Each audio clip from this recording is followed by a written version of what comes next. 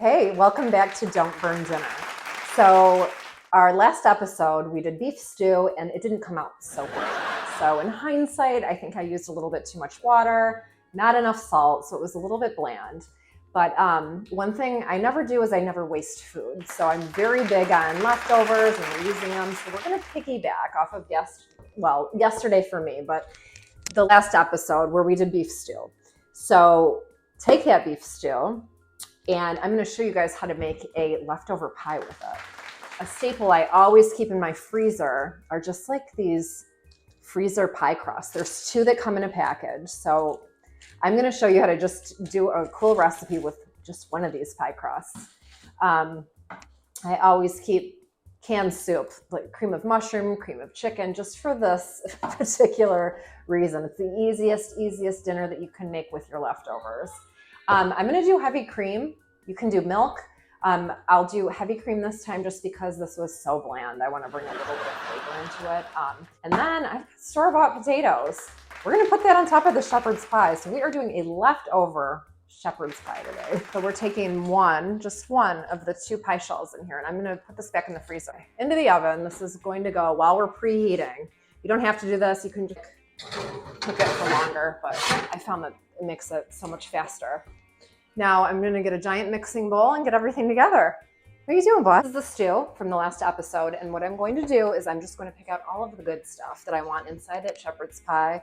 I'm going to omit the tomato. I don't think that would be great in there, but the beef chunks, the carrots, the peas, I'm going to fish it all out, and I'm going to leave that liquid. This looks good. I mean, this is a hearty bunch of fruit. Now I'm going to add the cream of mushroom soup. And I do like a third of the can, like just about to like the top of the cream with the cream.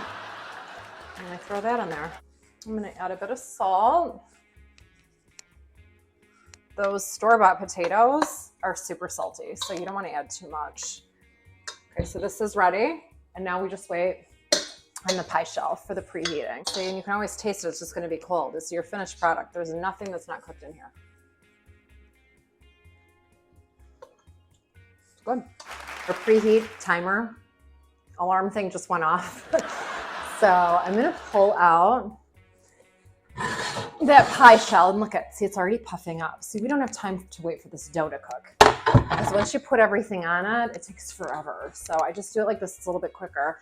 I'm gonna poke it with a fork a little bit just to get the air down and make this work even faster. Okay, boop, boop, boop. Poke, and then I'm putting this back in. I'm gonna set a timer. I'm gonna go like another 7 minutes. I want this cooked, so literally all you're doing is just warming up what you have going on.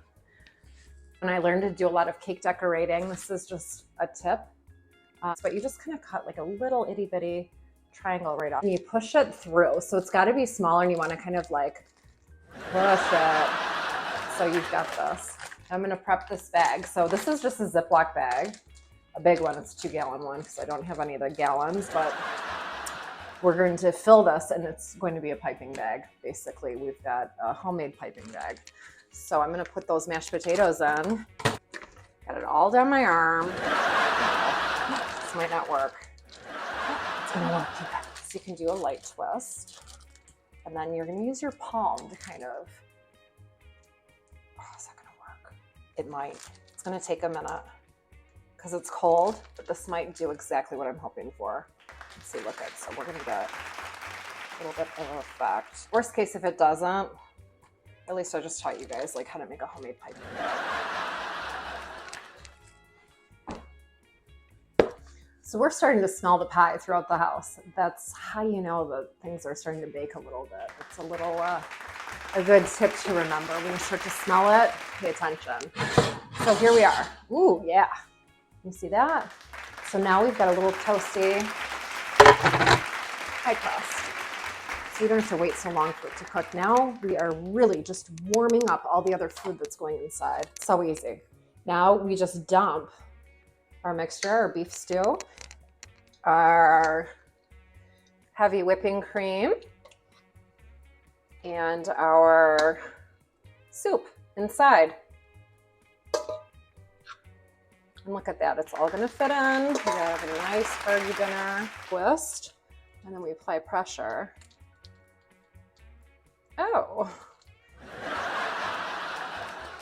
Well, I don't know. See that? I got a little tacky. I'm gonna take this bit out and I'm just gonna pipe it on. Reach my hand in here. Oh, come on. Push it back. Okay, well, it's in there somewhere. Just pipe it like this. Oh, that's cute. Well, I don't know. Just cutting a little hole in a Ziploc bag. It's kind of giving a cute little effect.